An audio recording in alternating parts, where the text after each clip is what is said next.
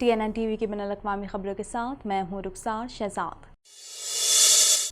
6 سال کے قلیل عرصے میں 1000 کے قریب جنسی حملے اور ہراسائی کے واقعے رپورٹ ہونے پر کینیڈین وزیر دفاع انیتا آنند اور chief of defence staff Canada general when نے معذرت بھی کر لی ہے۔ مزید جانتے ہیں اس رپورٹ میں۔ کینیڈا کی فوج میں 6 برسوں کے دوران جنسی حملے اور ہراسانی کے 802 واقعات رپورٹ ہوئے ہیں۔ کینیڈا کی وزیر دفاع انیتا آنند اور چیف آف ڈیفنس اسٹاف نے فوج میں جنسی بدسلوکی پر معافی مانگ لی۔ انہوں نے اس حوالے سے معاملے کی تحقیقات سویلین حکام کے سپرد کرنے کی تجویز کی حمایت کر دی۔ کینیڈا کی فوج میں پچھلے 6 سالوں میں 581 جنسی حملے اور 221 جنسی ہراسانی کے واقعات رپورٹ ہو چکے ہیں۔ وزیر دفاع اور چیف آف ڈیفنس نے ان واقعات پر معافی بھی مانگ لی۔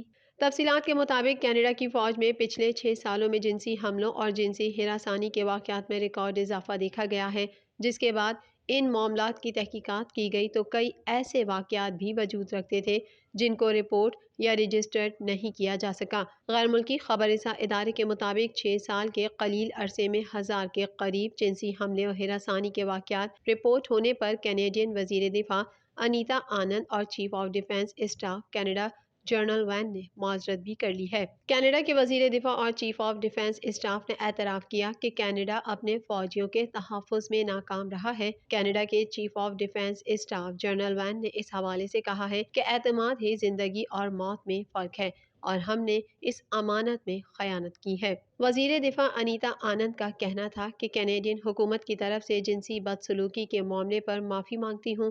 ہمیں اس درد اور صدمے کا مداوع کرنا چاہیے جو بہت سے لوگوں نے برداشت کیا۔ ملک کی حفاظت اور دفاع کرنے کا ذمہ دار ادارہ ہمیشہ اپنے اراکین کی حفاظت اور دفاع نہیں کرتا۔ دوسری جانب کینیڈین وزیر دفاع نے معاملے کی تحقیقات سویلین حکام کے سپرد کرنے کی تجویز پیش کی ہے۔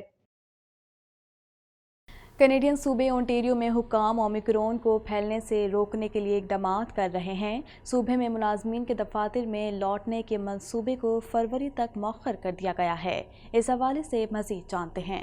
کینیڈین صوبے اونٹیریو میں حکام اومیکرون کو پھیلنے سے روکنے کے لیے اقدامات کر رہے ہیں۔ صوبے میں ملازمین کے دفاتر میں لوٹنے کے منصوبے کو فروری تک روک دیا گیا ہے۔ ماہرین کے مطابق اومیکرون فی الحال اونٹیریو کے کووڈ-19 کیسز کا تقریباً 21% ہے، لیکن صوبے کے سائنس ٹیبل کے مطابق صرف 3 دنوں میں کیسز دگنے ہو رہے ہیں۔ اس وائرس کے پھیلاؤ کی شرح بہت تیز ہے۔ صوبے کے public service Omicron corona virus variant کے خدشات کے باعث دفتروں میں واپسی کو روک رہی ہے۔ OPS کے ملازمین جو زیادہ تر وبائی مرض میں گھر بیٹھے کام کر رہے تھے، 1 نومبر کو کام کی جگہ پر بتدریج واپسی شروع کر دی۔ اونٹیریو سول سروس کی سب سے بڑی یونینوں میں سے ایک AMAP CEO نے کہا کہ اب یہ مطلع کیا گیا ہے کہ صوبہ 7 فروری تک ورک پلان پر واپسی کو روک کر رہا ہے۔ یونین کا کہنا ہے کہ فل ٹائم ریموٹ ورک اس کے بیشتر ممبران کے لیے 17 دسمبر سے دوبارہ شروع ہو جائے گا اور کم از کم 7 فروری تک جاری رہے گا۔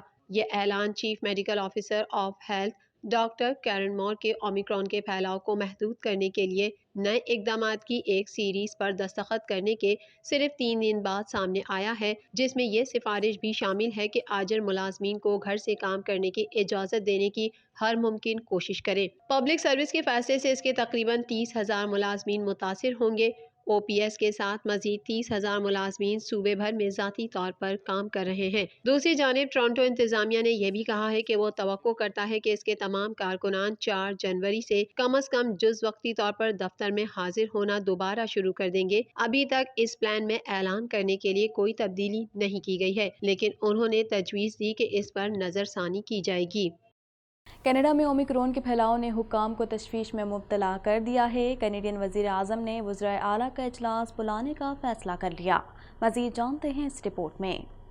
کینیڈا میں اومیکرون کے پھیلاؤ نے حکام کو تشویش میں مبتلا کر دیا ہے۔ کینیڈین وزیر اعظم نے وزرائے اعلیٰ کا اجلاس بلانے کا فیصلہ کر لیا۔ ملک میں اومیکرون کیسز تیزی سے بڑھ رہے ہیں اور صورتحال تشویشناک ہوتی جا رہی ہے، جس کے تدارک کے لیے وزیر اعظم جسٹن ٹروڈو نے تمام پریمیئرز کا ایک ہنگامی اجلاس طلب کر لیا ہے۔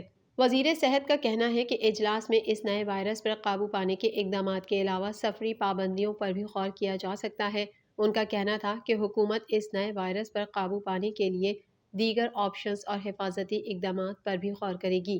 دوسری جانب آنٹیریو کے مشرقی شہر کنگسٹن میں اومیکرون ویریئنٹ کے پھیلاؤ کو محدود کرنے کے لیے اجتماعات کو زیادہ سے زیادہ 5 افراد کی حد تک محدود کرنے کا فیصلہ کیا گیا ہے۔ کنگسٹن کے میڈیکل آفیسر آف ہیلتھ کا کہنا ہے کہ نئی پابندی نافذ کر دی گئی ہے۔ 20 دسمبر تک ریستورانوں پر بھی نئی پابندیاں لگا رہے ہیں۔ کینیڈا کے اونٹیریو صوبے میں کورونا کیسز کی تعداد سب سے زیادہ ہے۔ صوبے بھر میں کورونا وائرس سے متاثر ہونے والوں کی تعداد 6,35,112 تک جا پہنچی ہے۔ اس حوالے سے مزید جانتے ہیں۔ کینیڈا بھر میں کرونا وائرس کے پھیلاؤ میں کمی دیکھنے میں آ رہی ہے۔ آخری اطلاعات کے مطابق کینیڈا بھر میں کرونا کے مریضوں کی مجموعی تعداد 18,45,256 تک جا پہنچی ہے، جبکہ ہلاکتیں 29,969 ہو گئیں۔ ملک بھر میں 17,77,480 سے زائد مریض صحت یاب ہو چکے ہیں۔ آنٹیریو صوبے میں کرونا کیسز کی تعداد سب سے زیادہ ہے۔ صوبے بھر میں کرونا وائرس سے متاثر ہونے والوں کی تعداد 6,35,112 تک جا پہنچی ہے، جبکہ ہلاکتوں کی تعداد 10,084 ہے۔ کینیڈا میں کرونا وائرس کے سبب سب سے زیادہ ہلاکتیں کیوبیک صوبے میں ہوئی ہیں۔ صوبے میں کرونا وائرس کے مجموعی کیسز کی تعداد 4,69,356 ہے، جبکہ صوبے میں کرونا وائرس کے باعث ہونے والی ہلاکتوں کی تعداد 11,618 تک پہنچ چکی ہے۔ کینیڈین صوبے البرٹا میں بھی اس مہلک وبا میں اضافہ دیکھنے میں آ رہا ہے۔ البرٹا صوبہ اس وقت کرونا وائرس کی وجہ سے بحرانی صورتحال کا سامنا کر رہا ہے۔ صوبے میں 3,39,541 افراد کرونا وائرس سے متاثر ہوئے ہیں، جبکہ 3,283 افراد ہلاک ہو چکے ہیں۔ برٹش کولمبیا میں کیسز کی تعداد 2,23,661 ہے، جبکہ صوبے میں کرونا وائرس سے ہونے والی ہلاکتوں کی تعداد 2,386 ہے۔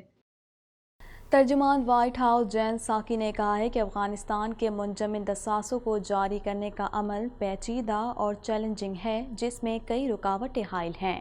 مزید جانتے ہیں اس رپورٹ میں۔